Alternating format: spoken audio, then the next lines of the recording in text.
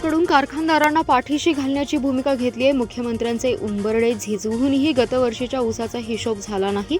या विरोधात आता रस्त्यावरची लढाई लढायचं ठरवलंय। आता आम्ही लढून पैसे घेऊ, जोपर्यंत 400 रुपये मिळत नाहीत तोपर्यंत या वर्षीचा हंगाम सुरू होऊ देणार नसल्याचा इशारा स्वाभिमानी शेतकरी संघटनेचे माजी खासदार राजू शेट्टी यांनी दिलाय। सांगलीत स्वाभिमानी शेतकरी संघटनेच्या वतीने गतवर्षीच्या हंगामातील उर्वरित 400 रुपये देण्याच्या मागणीसाठी सुरू करण्यात आलेल्या जनआक्रोश पदयात्रेची सुरुवात शेट्टी यांच्या उपस्थितीत करण्यात आली आहे। छत्रपती शिवाजी महाराज यांच्या पुतळ्याला अभिवादन करून जनआक्रोश पदयात्रेला सुरुवात झाली। यावेळी राजू शेट्टी म्हणाले, आम्ही 400 रुपयांचा हिशोब शासनाला दिलेला आहे, मात्र राज्य शासनाला शेतकऱ्यांचे प्रश्न महत्त्वाचे वाटत नाहीत। त्यांनी याकडे दुर्लक्ष केले, त्यामुळे आता आम्ही ठरवले 400 रुपये दिले तरच कारखाने सुरू करून देणार, अशी आमची भूमिका आहे। मी स्वतः कोल्हापूर जिल्ह्यातील सर्व साखर कारखान्यांवर पदयात्रा काढणार आहे। त्याची पदयात्रा क्रांती कारखान्यावर 1 नोव्हेंबर रोजी येणार आहे। दोन्ही पदयात्रेचा मिलाप क्रांती कारखान्यावर होणार आहे। दोन्ही पदयात्रा हुतात्मा वसंतदास कारखाना मार्गे सर्वोदय कारखान्यावरून पुन्हा कोल्हापूर जिल्ह्यात प्रवेश करणार आहेत। आटपाडी तालुक्यातील ठोंबरेवाडी जिल्हा परिषद शाळेतील शिक्षक अनिल केराप्पा लांडगे यांनी शालेय कामकाजात हयगय, अनियमितता आणि शेअर मार्केट संदर्भात फायनान्शियल ट्रेडिंग कंपनी स्थापन करत खासगी व्यापार आणि आर्थिक गैरव्यवहारीसह फसवणूक केल्याच्या कारणावरून निलंबनाची कारवाई मुख्य कार्यकारी अधिकारी तृप्ती धोडमिसे यांनी केली आहे। लांडगे हे जिल्हा परिषद शाळा ठोंबरेवाडी येथे शिक्षक म्हणून नियुक्त आहेत। शिक्षक लांडगे यांच्या विरोधात रुपेश दत्तात्रय काळे राहणार कोल्हापूर यांनी दाखल केलेल्या तक्रारीच्या अनुषंगाने गटस्तरावरून तपासणी करण्यात आली। या प्रकरणी कडेगाव प्रगट शिक्षणाधिकारी, खानापूर पंचायत समिती, विटा व विस्तार अधिकारी, प्राथमिक शिक्षण विभाग, जिल्हा परिषद सांगली यांच्या त्रिस्तरीय चौकशी समितीकडील सदर प्राथमिक चौकशी करण्यात आली। या चौकशीमध्ये लांडगे यांनी आर्थिक व्यवहार करून त्यांची पत्नी आणि नितीन शिवाजी कारंडे यांच्यासमवेत शेअर मार्केट संदर्भात Marathi trading and financial solution LLP पैशाचं झाड प्रायव्हेट लिमिटेड कंपनी स्थापन केल्याचं स्पष्ट झालं। याशिवाय अभिजित प्रकाशराव देशमुख यांना ॲडव्होकेट अमर बाळासाहेब देशमुख यांच्यामार्फत नितीन शिवाजी कारंडे आणि अनिल लांडगे यांना आर्थिक फसवणुकीचे आणि गैरवर्तनाचे कारणास्तव नोटीस दिली आहे। तक्रारीवरील चौकशीनंतर शिक्षक लांडगे दोषी असल्याचं स्पष्ट झालं। सांगलीसह कोल्हापूर आणि सातारा जिल्ह्यातून मोटारसायकल आणि मोबाईल चोरी करणाऱ्या दोघा चोरट्यांच्या मुसक्या आवळण्यात पोलिसांना यश आले। सांगली शहर पोलिसांच्या गृहिणी प्रकटीकरण शाखेने शामरावनगरमध्ये सदरची कारवाई केली आहे। गणेश शिवाजी गोसावी आणि समीर राजा देसाई असं अटक करण्यात आलेल्यांची नावे आहेत। या दोघांकडून चोरीतील 6 मोटारसायकल आणि 1 मोबाईल असा 2,35,000चा मुद्देमाल जप्त केलाय। शहर पोलिसांच्या गुन्हे प्रकटीकरण शाखेचे पथक शहरात पेट्रोलिंग करत होते। यावेळी पथकातील उपनिरीक्षक महादेव पवार हे कर्मचाऱ्यांसह आज शहरात पेट्रोलिंग करत होते। यावेळी पथकातील कर्मचारी संदीप पाटील, गौतम कांबळे आणि संतोष वळवे यांना माहिती मिळाली की शामरावनगर येथील झुलेलाल मंदिराजवळ एक तरुण चोरीची गाडी विक्रीसाठी आलाय। मिळालेल्या माहितीप्रमाणे पथकातील कर्मचाऱ्यांनी त्या ठिकाणी सापळा लावून गणेश गोसावी याला ताब्यात घेतलं। त्याच्याकडे असणाऱ्या मोपेड दुचाकीबाबत कसून चौकशी केली असता सदरची गाडी ही बदाम चौक येथून चोरल्याचं त्यांनी सांगितलं। त्याचबरोबर त्याच्याकडे अधिक चौकशी केली असता संजयनगर, हालौंडी, कराड आणि जयसिंगपूर या ठिकाणाहून आणखी दुचाकी चोरल्याचं सांगितलं। यावेळी त्याच्या रामनगर येथील घराजवळून इतर मोटारसायकली जप्त केल्या। त्यावेळी त्याच्याकडे चोरीचा 1 मोबाईल देखील आढळला, तोही जप्त करण्यात आलाय। त्याचबरोबर शामरावनगर येथून मोटारसायकल चोरणाऱ्या समीर देसाई याला गोपनीय माहितीच्या आधारे इचलकरंजी येथून अटक करण्यात आली। दोघांकडून 6 मोटारसायकल आणि 1 मोबाईल असा 2,35,000चा मुद्देमाल जप्त केलाय।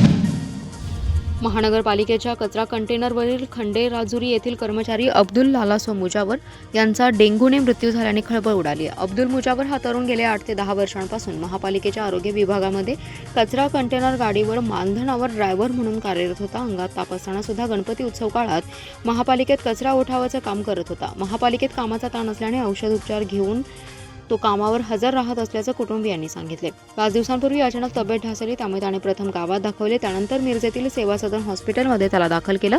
डेंग्यूचा ताप भिनल्याने त्याच्या डोक्यात आणि प्लेटलेट कमीने रक्तस्राव झाल्याचं सांगण्यात आलं। डेंग्यू आणि प्लेटलेट अत्यंत कमी झाल्याने त्याच्यावरती उपचार करण्यात आले, पण उपचारादरम्यान त्याचा डेंग्यूने मृत्यू झाल्याचं सांगितलं। महापालिकेच्या कर्मचारीचा डेंग्यूने मृत्यू झाल्याने खळबळ उडाली। महापालिकेतील कर्मचाऱ्यांची संख्या कमी आणि त्यामुळे अनेकांना कामाचा ताण सहन करावा लागतोय। कायम आणि मानधन कर्मचाऱ्यांची संख्याही कमी आहे, त्यामुळे अनेकांना कामाचा बोजा पडत असल्याचं बोललं जातंय। महापालिका कर्मचाऱ्यांचा डेंग्यूने मृत्यू झाल्याने एकच खळबळ उडाली आहे।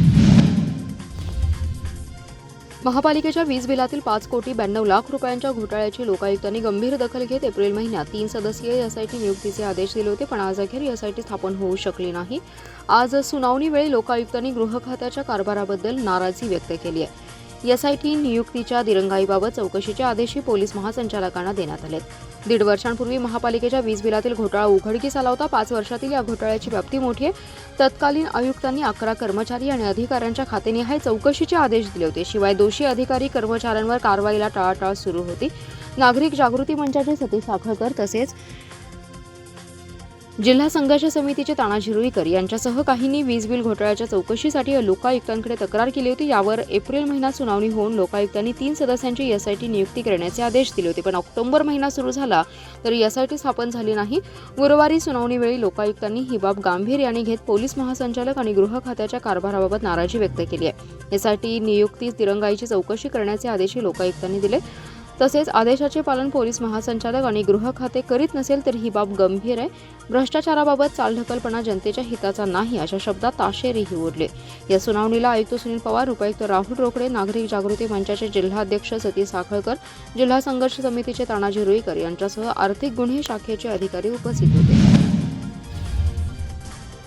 सांगली महानगरपालिका आणि स्वयंसेवी संस्थांच्या वतीने 13 आणि 14 ऑक्टोबर रोजी ई-वेस्ट कचरा संकलन मोहीम आयोजित केल्याची माहिती उपायुक्त वैभव साबळे यांनी दिली आहे. या मोहिमेत नागरिकांनी आपल्याकडील ई-वेस्ट तसेच इलेक्ट्रॉनिक कचरा महापालिकेच्या संकलन केंद्रावर देऊन सहकार्य करावे असे आवाहन साबळे यांनी केले. महापालिकेच्या या ई-कचरा निर्मूलन मोहिमेत निसर्ग संवाद, इनरव्हील क्लब, इको सत्व शॉप, इन्साफ फाउंडेशन, नेचर कन्झर्वेशन सोसायटी, हिरवळ, रोटरी क्लब, विश्रामबाग आणि जीवन विद्या मिशन या सामाजिक संस्था सहभागी होणार आहेत. महापालिकेकडून वर्षातून 3 वेळा ई-वेस्ट संकलन मोहीम हाती घेतली जाते. आतापर्यंत अशा मोहिमेच्या माध्यमातून 9 टन ई-कचरा संकलित करण्यात आलाय. अशा प्रकारची ई-कचरा संकलन मोहीम 13 आणि 14 ऑक्टोबर रोजी सकाळी 9 ते 12 या वेळेत हा कचरा महापालिका क्षेत्रातील 20 केंद्रांच्या माध्यमातून संकलित केला जाणार आहे. नागरिकांनी या मोहिमेत सक्रिय सहभाग घेऊन आपल्याकडील ई-वेस्ट तसेच इलेक्ट्रॉनिक कचरा महापालिकेच्या संकलन केंद्रावर देऊन सहकार्य करावे. महापालिकेकडे जमा झालेले ई-वेस्टचे पर्यावरण विषयक काम करणाऱ्या एनजीओच्या माध्यमातून शास्त्रोक्त पद्धतीने विल्हेवाट लावली जाणार आहे. त्यामुळे जास्तीत जास्त नागरिकांनी आपल्याकडील अनावश्यक वापरात नसलेला खराब टीव्ही, ट्यूब, नादुरुस्त मोबाईल यासह सर्व प्रकारचा ई-कचरा या मोहिमेमध्ये देऊन सहकार्य करावे असे आवाहन उपायुक्त वैभव साबळे यांनी केले. देशात अनेक सरकारी सेवांमध्ये कंत्राटीकरण आणि खाजगीकरण होत असल्याचे गेल्या काही महिन्यांपासून दिसत आहे. मुख्यमंत्री उपमुख्यमंत्री पदही कंत्राटी करा असा टोला स्वाभिमानी शेतकरी संघटनेचे राजू शेट्टी यांनी लगावलाय. एकीकडे बेरोजगारांची संख्या वाढत आहे आणि दुसरीकडे सरकार कंत्राटी भरती करत आहे. मग मुख्यमंत्री उपमुख्यमंत्री तरी कायमचं कशाला ठेवता? ते देखील कंत्राटी करून टाका. तसेही दुसऱ्या पक्षातून उसने घेतलेले लोक आहेतच. सरकारच्या अशा धोरणांमुळे लोकांचे किती नुकसान होते याकडे लक्ष दिलं गेलं पाहिजे. शाळा चालवायला द्यायच्या आणि कर्मचारी कंत्राटी पद्धतीने भरायचे, पोलीस कंत्राटी ठेवायचे, मग सरकार देखील कंत्राटी पद्धतीने ठेवले तर काय वाईट आहे? असा खोचक टोला राजू शेट्टींनी चांगली बोलताना लगावलाय. जनता तुम्हाला कर का द्यावा? लोकांच्या मूलभूत गरजांमध्ये अन्न, वस्त्र, निवारा, आरोग्य आणि शिक्षण या गोष्टी येतात. या गरजा तळागाळातल्या शेवटच्या व्यक्तींपर्यंत पोहोचवणं ही सरकारची जबाबदारी आहे. यासाठी सामान्य माणूस प्रामाणिकपणे कर भरतो आणि पण सरकार सगळ्या गोष्टींमधून अंग काढत घेत असेल तर यामध्ये जनतेने तुम्हाला कर का द्यायचा असा सवालही त्यांनी उपस्थित केलाय.